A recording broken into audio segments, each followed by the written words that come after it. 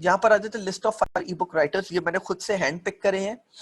जैसे majority writers जो हैं, जो आप लोग को यहाँ पे नजर आ रहे हैं, ये बहुत कुछ हैं वो महंगे हैं, लेकिन मेजॉरिटी बहुत ज्यादा इकोनॉमिक हैं. कुछ ऐसे भी हैं जो $0.035, $0.02 भी ले रहे हैं. कुछ ऐसे हैं जो $0.5 भी ले रहे हैं. तो I mean sorry, $0.5 या इस तरह. लेकिन majority of them are not charging less than $0.1. ठीक है. तो आप लोग यहाँ देख सकते हो, देख लो आप लोगों को कौन सा सूट करता है. कुछ जॉनरा बेस्ड है, सही. कुछ रोमांस के ऊपर लिखते हैं, कुछ चिल्ड्रंस बुक्स के ऊपर लिखते हैं, कुछ जॉनरा बेस्ड है. लेकिन this is just to give you an idea. So couple of things more कि ये जो राइटर्स हैं इन्होंने कैसे हैंड पिक करे हैं. They have a good record with their customers in the past.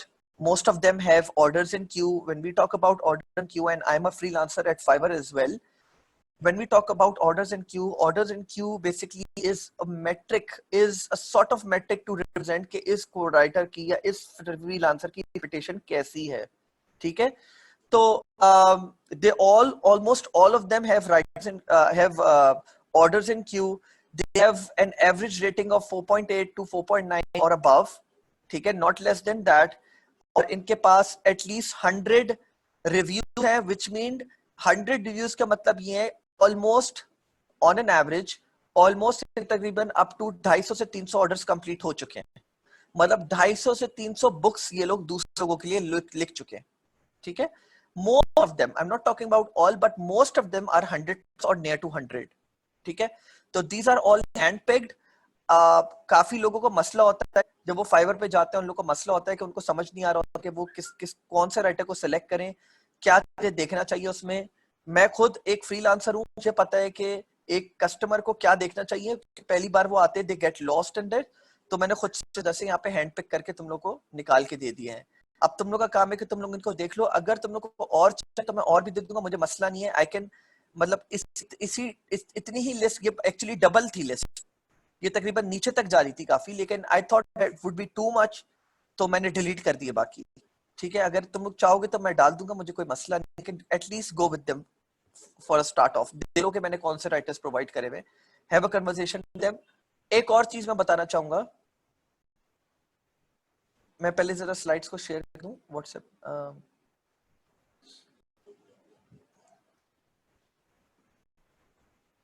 एक मिनट रुकना यार.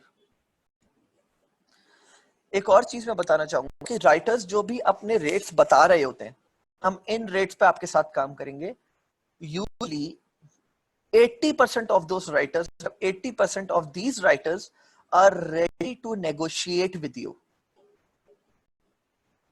मतलब अगर कोई गिवन राइटर है, लेट्स सपोज अगर मैं इस राइटर की बात करता हूं, तो इसकी बारे में बात कर लेता. तो ये क्या बोल रहा है, ये बोल रहा है 20 पेजेस तो मैं के दे देगा for $50. And when we talk about 20 pages, let's assume कि हम ऑन एन एवरेज $250 या चलो 250 पेजेस एंड 250 वर्ड्स एंड 300, 275 ले लेते हैं. 275 वर्ड्स पर पेज हम ऑन एन एवरेज लेते हैं. तो 275 into 20, तो 5,500 वर्ड्स जो है ये $50 में लिख देगा.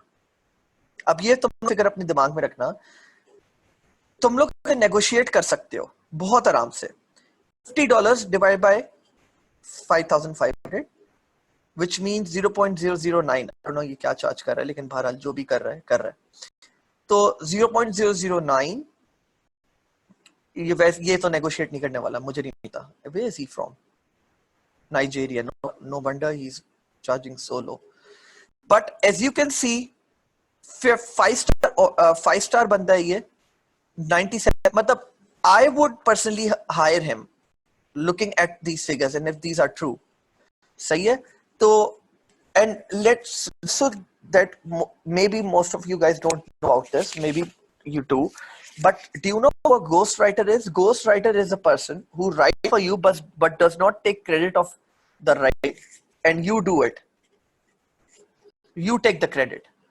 सही है. वो क्रेडिट नहीं लेता बुक राइटिंग का, वो बोलता है कि बेसिकली राइटर वही था. मतलब सपोज मैंने एक भी लफ्ज नहीं लिखा बुक का, मैंने गोस्ट राइटर हायर करा اور میں نے اس کو بولا بھائی تم ایکسپرٹ ہو بک رائٹنگ میں اور تمہاری یہ شوق ہے, تم اپنے شوق کے لحاظ سے ایک بک لکھ دو. اس نے ایک بک لکھ دی بہت اچھی سی, اور میں بولا بس ٹھیک ہے, now I own this book and I'm going to tell everyone that I have written this book.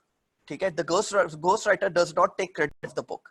ٹھیک ہے, تو ghost writers ہیں ان میں سے majority اور سارے ای بک رائٹرز ہیں.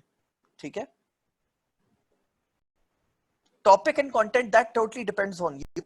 You can either ask for the topic or content from a ghost writer, maybe اس کی کوئی expertise ہو, یا تم خود دے دو.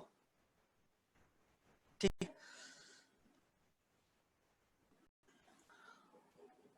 جو تم لوگ سمجھنا چاہو اس کے اوپر کر سکتے ہو.